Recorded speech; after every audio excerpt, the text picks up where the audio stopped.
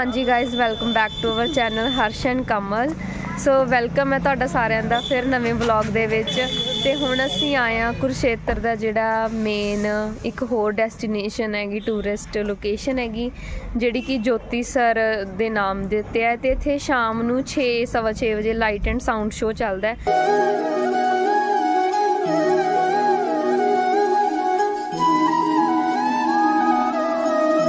ਅਸੀਂ एंटर कर चुके हैं।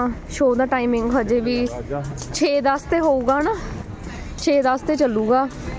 गाइस ਹੁਣ ਅਸੀਂ ਲੈ ਲਈਆਂ ਨੇ ਟਿਕਟਾਂ ਲਾਈਟ ਐਂਡ ਸਾਊਂਡ ਸ਼ੋ ਦੀਆਂ 7 ਜਣੇ ਅਸੀਂ ਤੇ ਹੁਣ ਉੱਥੇ ਕਹਿੰਦੇ ਨੇ 30 ਰੁਪਏ ਪਰ ਪਰਸਨ ਹੈ ਜੀ। ਹਾਂਜੀ ਟਿਕਟ ਲੈ ਲੈਣੀ ਆ ਤੁਸੀਂ ਉਰੇ 5 ਵਜੇ ਆ ਜਾਓ, ਉੱਥੇ ਟਿਕਟ ਲੈ ਲੈਣੀ ਆ। ਹਾਂਜੀ 6:10 ਤੇ ਸ਼ੋ ਹੈ, 40 ਮਿੰਟਾਂ ਦਾ ਸ਼ੁਰੂ ਹੋਊਗਾ ਜੀ। ਚਲੋ ਜੀ ਸਿੱਟਾ ਮਲਕ ਲੋ। Are you ready? ਯੈਸ ਕੀ ਬਾਤ। ਸਿੱਟਾ ਮਲਕ ਲੋ ਡੈਡੀ, ਜਾ ਕੇ ਛੇਤੀ ਸਿੱਟਾ ਮਲਕ ਲੋ, ਭੱਜ ਲੋ, ਸੀਟਾਂ ਲੈ ਲਓ ਕਿਤੇ ਆਪਾਂ ਫਿਰ ਪਿੱਛੇ ਬਹਿ ਕੇ ਦੇਖੀਏ। ਕੋਈ ਬਾਤ ਜੀ ਕਿੰਨਾ ਸੋਹਣਾ ਲੱਗ ਰਿਹਾ ਹੈਗਾ ਜਦੋਂ ਚੱਲੂਗਾ 6:10 ਤੇ ਉਦੋਂ ਵੀ ਦੇਖੋ ਕਿੰਨਾ ਸੋਹਣਾ ਲੱਗੂਗਾ। ਤੇ ਸਾਰੇ ਜਣੇ ਨੇ ਆਪਣੀ ਸੀਟਸ ਨੇ ਜਿਹੜੀਆਂ ਬੁੱਕ ਕਰ ਲਈਆਂ, ਉਰੇ ਬੈਠ ਕੇ ਦੇਖਦੇ ਨੇ ਲੋਕ। ਤੇ ਉੱਥੇ ਵੀ ਬਹੁਤ ਸੋਹਣੀਆਂ ਜਗ੍ਹਾਵਾਂ ਨੇ ਦੇਖਣ ਵਾਲੀਆਂ, ਇੱਧਰ ਵੀ ਬਹੁਤ ਸੋਹਣੀ ਇਮਾਰਤਾਂ ਬਣੀਆਂ ਹੋਈਆਂ ਨੇ। ਹਾਂਜੀ हाँ जी हाँ शेषनाग बनया है। हाँ जी हाँ देखो कितना सोहना ब्रिज।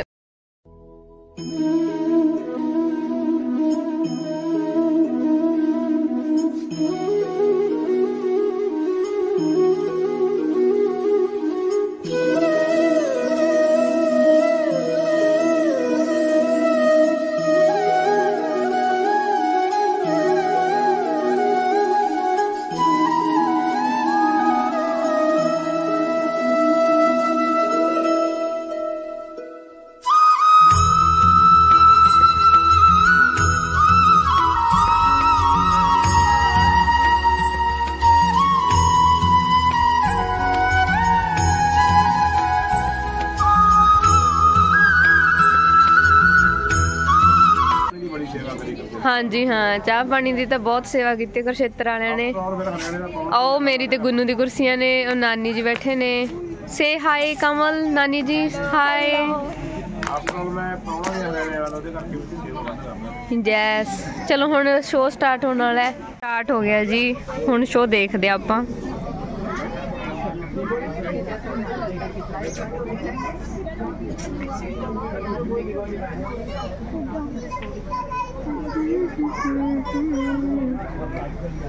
ऊपर भी देखो लाइटनिंग स्टार्ट हो गई है। स्टार्ट उतो लाइटनिंग दे झमक्के जे मार रहे ना, शायद स्टार्ट उतो होगी। कोई गल नहीं।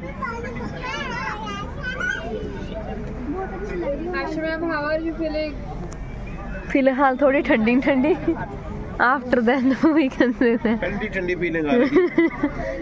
ये बहुत ठंडी ठंडी फीलिंग आ रही है। ठंड भी है डैडी, देखो तो सही। हाँ लहर कितनी सोहनी ने ऊपर पानी दियां। Daddy how are you feeling? Feeling is good. आज आप जिस धरती पर बैठे हैं, यही इसी क्षेत्र, इसी कुरुक्षेत्र में आपके सामने पर सरोवर के किनारे और उधर खड़े बड़े वृक्ष के नीचे युगों पहले भगवान श्री कृष्ण ने गीता का अजर अमर कालातीत और कालजयी उपदेश दिया। आज हम आपके लिए उसी विस्मयकारी वृत्तांत का पुनः निरूपण करेंगे। चलचित्र, प्रकाश, ध्वनि, छायाचित्रों और जलप्रपातों के मिश्र माध्यम से महाभारत के भीष्म पर्व में उल्लेखित श्री कृष्ण और अर्जुन के इस संवाद में भक्ति, योग, ज्ञान, मोक्ष और कर्म के सिद्धांतों को इस तरह से बताया समझाया गया है कि इसमें भारतीय दर्शन के विचार, संस्कार, व्यवहार के सारे पक्ष समा जाते हैं। भगवद्गीता का यह नवीन निरूपण आपको तभी मजा देगा जब आप भी इसके लिए मानसिक रूप से तैयार हो जाएंगे।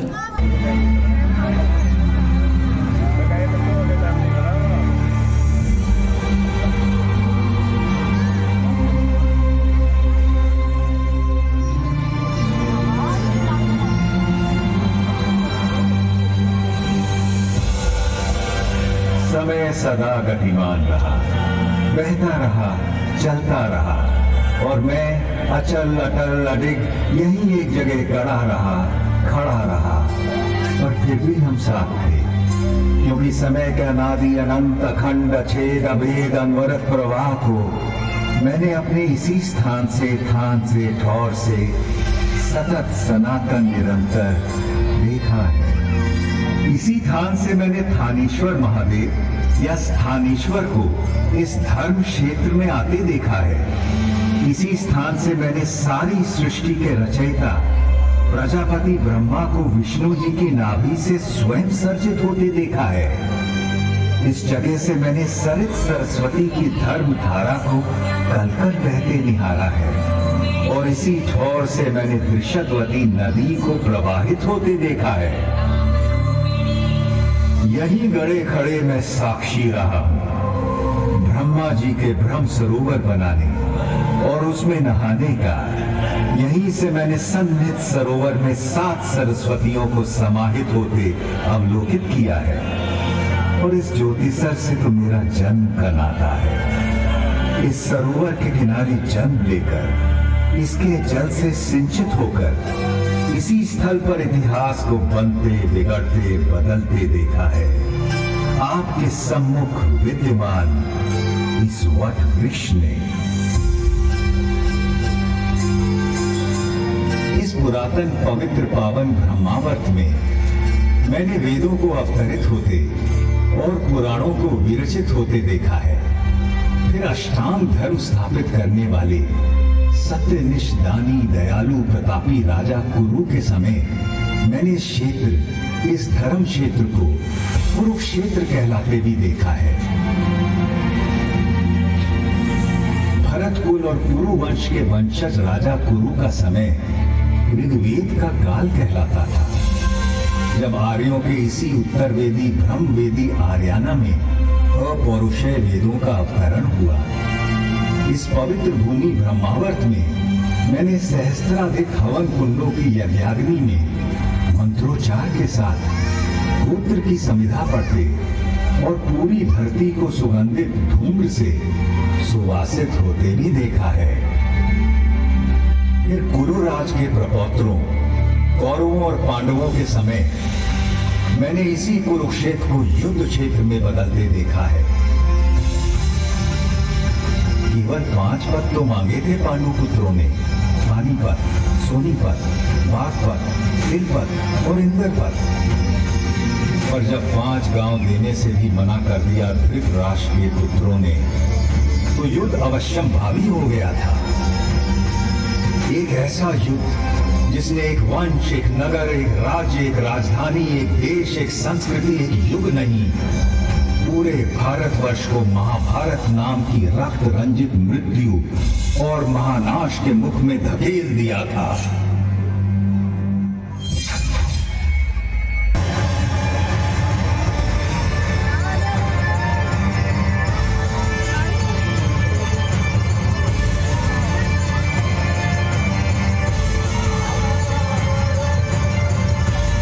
श्री कृष्ण।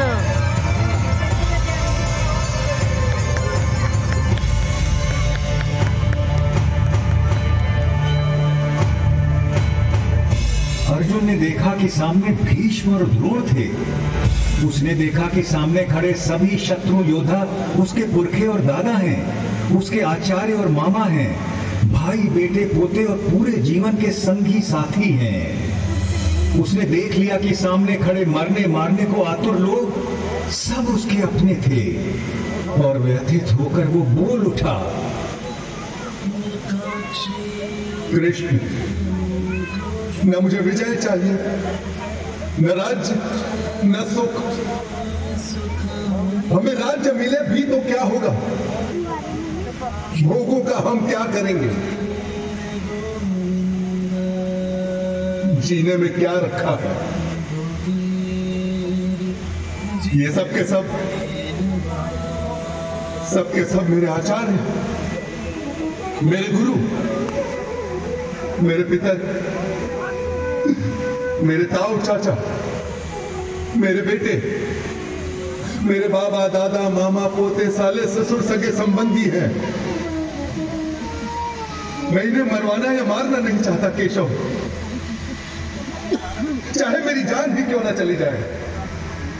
भले ही 3 लोगों का राज्य मुझे मिल जाए, फिर तो थोड़ी सी भूमि की बात ही क्या है। माना ये आदत आई है, किंतु वो है तो हमारे बंधु ही। अपने कुटुंबियों को मारकर माधव हम सुखी कैसे हो सकते हैं? महाशोक की ये महापाप करने को हम तैयार हैं। राज्य और सुख के लोभ में हम अपने ही लोगों की हत्या करने को उतारू हो गए।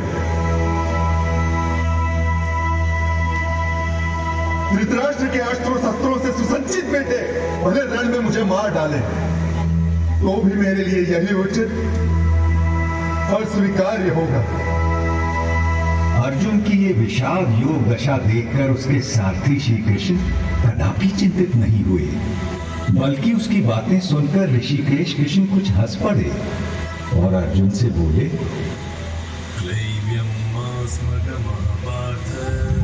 कायर मत बन पार्थ, यह तुझे शोभा नहीं देता। हृदय की शुद्ध दुर्बलता को त्याग दे और उठ खड़ा हो जा।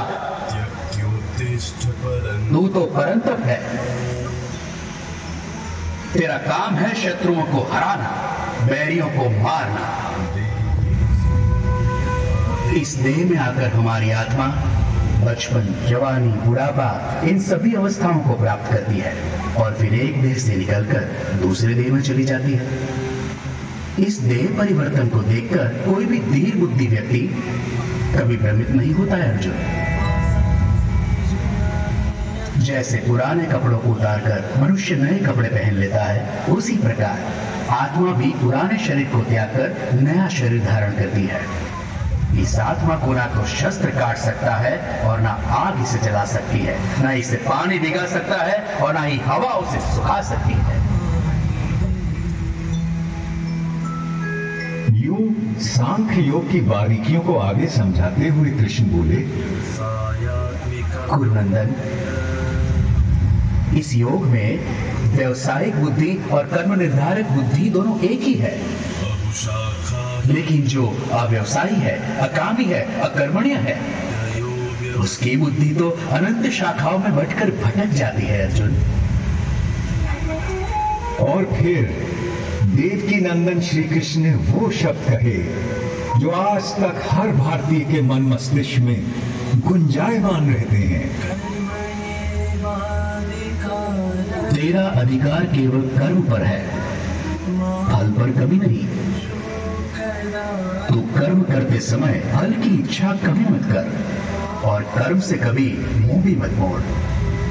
काश कि मनुष्य ये बात हम पेड़ों से समझ लेते, जो सारे संसार को, मनुष्यों, पशु पक्षियों को निरंतर फल देते हैं, किंतु स्वयं उस फल के भोग के बारे में कभी नहीं सोचते। वरना तो सारे जंगल, सारे पेड़ पौधे, सारी वनस्पति कब की नष्ट हो जाती और उसके साथ संसार में संपूर्ण जीवन भी।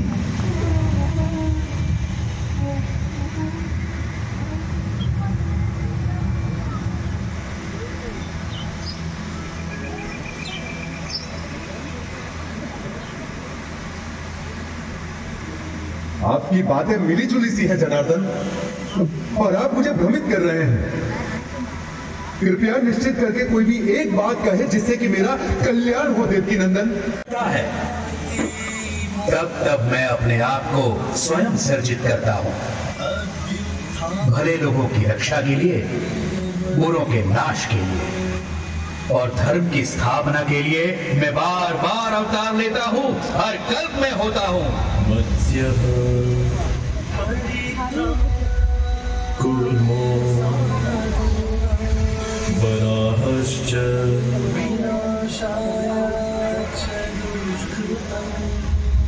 न सिंहो अतः वामनः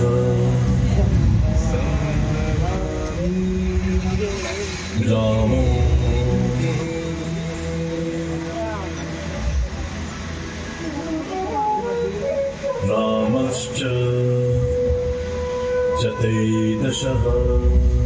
अर्जुन के सीधे संशय के बाद भगवान ने उसे ध्यान योग के बारे में इस प्रकार बताया।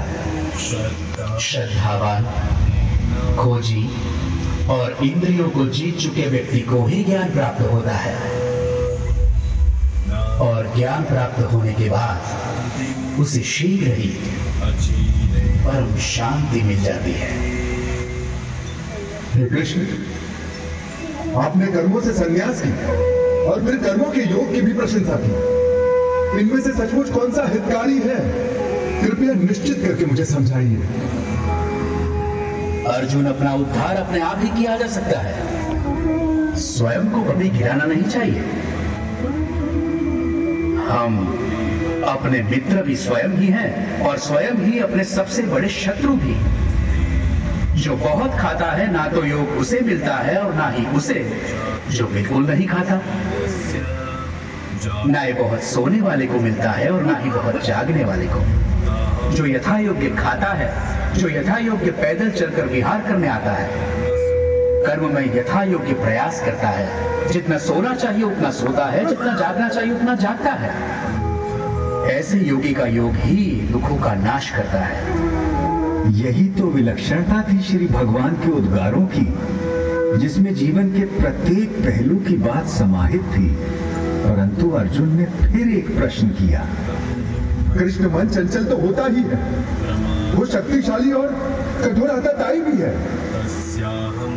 उसे बस में रखना तो हवा को रोक कर रखने जैसा कठिन लगता है मुझे। निसंदेह महाबाहु, निसंदेह मन बहुत चंचल है और उसे बस में करना बहुत कठिन। किंतु कौनते, अभ्यास और वैराग्य से इस चंचल मन को भी वश में किया जा सकता है। इस तरह श्री कृष्ण ने अर्जुन को आश्वस्त किया। वो मूर्ख लोग मेरा तिरस्कार करते हैं, मेरा महत्व घटाते हैं, जो ये समझते हैं कि ये समस्त भूत प्राणियों का महेश्वर और अजन्मा मैं इन सभी कार्यों को करने के लिए इस मानव देह पर आश्रित हूं। वो मेरे परम भाव, मेरे परमात्मा तत्व को न जानते हैं न पहचानते हैं। किंतु मैं पत्र, पुष्प, फल, जल, जो कोई भी मुझे भक्ति भाव से अर्पित करता है, मैं ऐसे भक्त का हर उपहार बिना किसी भेदभाव के स्वीकार करता हूं। ये सब जो आपने मुझे बताया है केशव, उसे मैं 100% सच मानता हूं।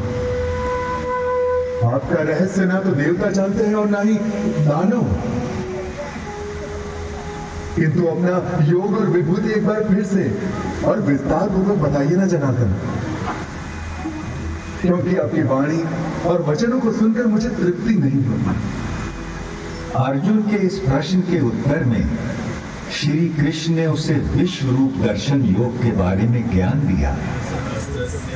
आकाश में सहस्त्र सूर्य एक साथ निकल आए तो उनका संवेद प्रकाश भी उस महात्मा की दमक की बराबरी शायद ही कर सके।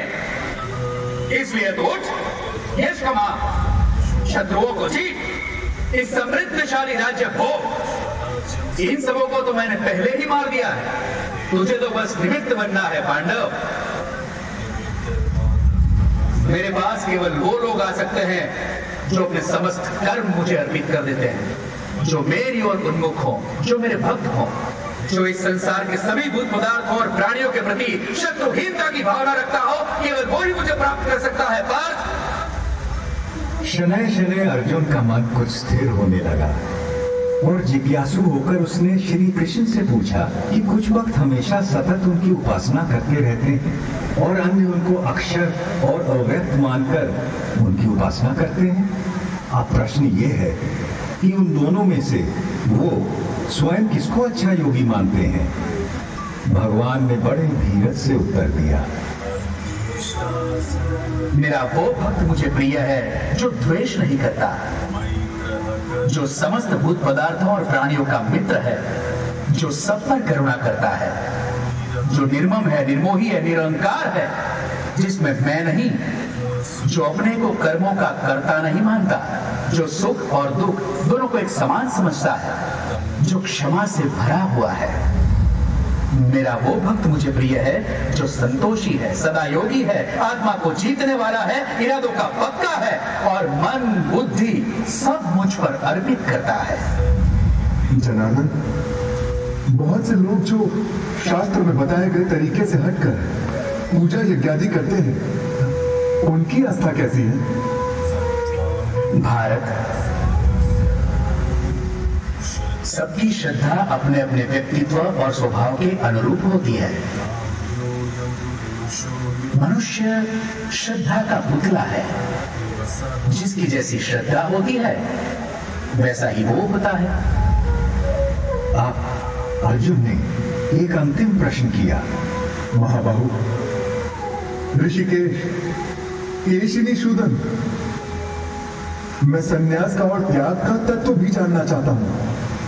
इनमें से सचमुच कौन सा हितकारी है, यह भी समझना है मुझे। कवि, मेधावी और विद्वान एक बात अच्छी तरह से जानते हैं कि संन्यास उन कर्मों का परित्याग है जो फल की कामना से किए जाते हैं, और दूसरे विवेचक सभी कर्मों के फल के त्याग को ही त्याग मानते हैं। सात्विक कर्ता वो है जिसमें आसक्ति नहीं होती, जो अहमवादी नहीं होता, जो धैर्य और उत्साह से भरा होता है, जो काम के पूरा होने ना होने में, सिद्धि असिद्धि में भी निर्विकार रहता है। इसलिए हे पार्थ, तू सभी धर्मों का त्याग करके मेरी शरण में आ, मैं तुझे सब पापों से मुक्त कर दूंगा। तू शोक मत कर। पांडव श्रेष्ठ महाबाहु अर्जुन, अच्युत, आपकी कृपा से मेरा भ्रम नष्ट हो गया है, स्मृति वापस लौट आई है, संदेह दूर हो गए हैं, और अब मैं दृढ़ हूं कि अब से आपका कहा करूंगा। अर्जुन के मन से विषाद, करुणा, ग्लानि, शंका और निराशा छूमंतर हो गई, और अर्जुन ने अपना गांडीव उठा लिया और प्रत्यंचा तान दी। अब महाभारत होने को कोई नहीं रोक सकता था।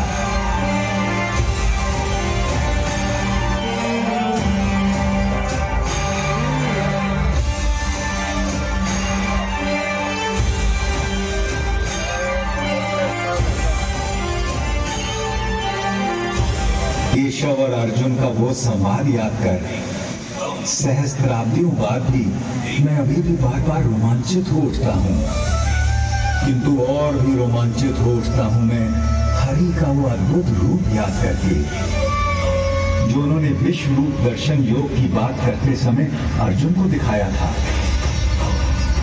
देखते देखते श्री कृष्ण बड़े होने लगे, विशाल होने लगे, विराट होने लगे। देखते देखते उनके अनंत आंख, असंख्य चेहरे, अनगिनत हाथ हो गए, जिनमें अगणित अस्त्र शस्त्र सज्जित थे। कोई ऐसी देवी देवता, भगवान, गंधर्व, यक्ष, अप्सरा न थे जो उनमें विद्यमान न हो। वो अनादि अनंत अखंड अछेद अवेद थे। सहस्त्रों सूर्यों का तेज उनमें दमक रहा था। वही घोर घूमती गूंजती वाणी दशों दिशाओं से गुंजायमान थी।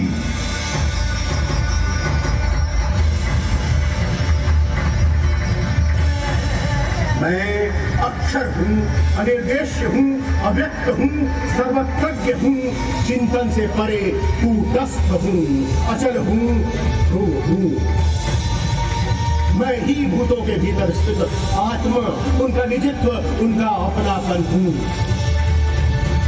आदित्यों में मैं विष्णु, प्रकाश पुंजों में सूर्य, मारुतों में मारीची, नक्षत्रों में चंद्र, वेदों में सामवेद, देवताओं में इंद्र, इंद्रियों में मन, प्राणियों में चेतना, रुद्रों में शंकर, यक्षों में कुबेर, पशुओं में अग्नि, पर्वतों में मेरु, पुरोहितों में बृहस्पति, सेनापतियों में स्कंद, जलाशयों में समुद्र, महर्षियों में भृगु, वाणी में ओम, यज्ञों में जप, अजल पदार्थों में हिमालय, पेड़ों में अश्वत्थ, देवर्षियों में नारद, गंधर्वों में चित्ररथ, मुनियों में कपिल, अश्वों में उच्चैःश्रवा, गजों में ऐरावत, मनुष्यों में राजा, हथियारों में वज्र, गौओं में कामधेनु, जन्मदाताओं में कामदेव, नागों में वासुकी, पशुओं में सिंह, पक्षियों में गरुड़, मछलियों में मगरमच्छ, पर्वतकर्ताओं में पवन, ऋचाओं में बृहत्साम, छंदों में गायत्री, ऋतुओं में वसंत, नदियों में गंगा, शस्त्रज्ञों में राम, विद्याओं में आध्यात्म, सृष्टियों का आरंभ अंत मध्य मैं ही हूँ।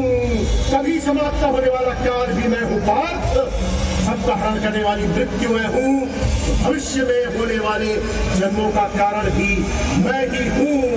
मैं विश्वतोमुख हूँ, ये पूरा विश्व मेरा मुख है।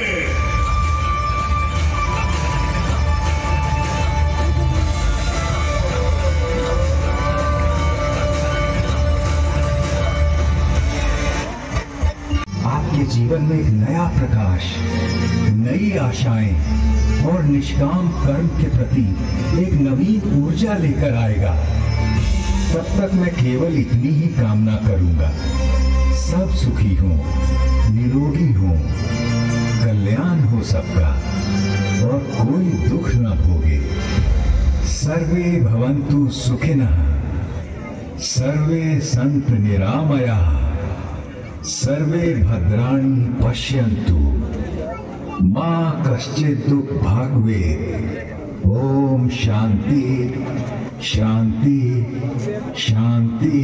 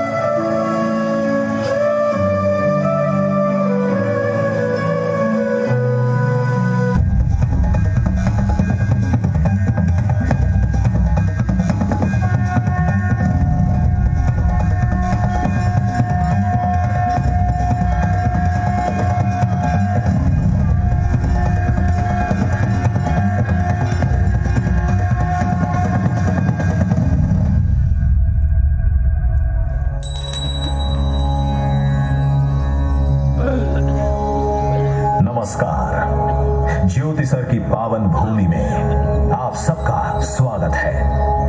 आज हम आपका साक्षात्कार कराएंगे भगवान कृष्ण के दो भव्य रूपों से। पहला रूप वो विराट रूप है जो महाप्रभु ने हस्तिनापुर में दिखाया, जिसका उद्देश्य था कि रण ना हो। और दूसरा रूप वो विश्व रूप है जो अर्जुन ने देखा रणभूमि में, जिसका आशय था कि धर्म युद्ध हो। परंतु इन दो रूपों से पूर्व सृष्टि के आदिकाल से श्री हरि ने धर्म की रक्षा हेतु हर काल में अवतार लिया। मानस को विश्वास दिया, श्री रामचंद्र आदर्श बने और दशकंधर का नाश किया।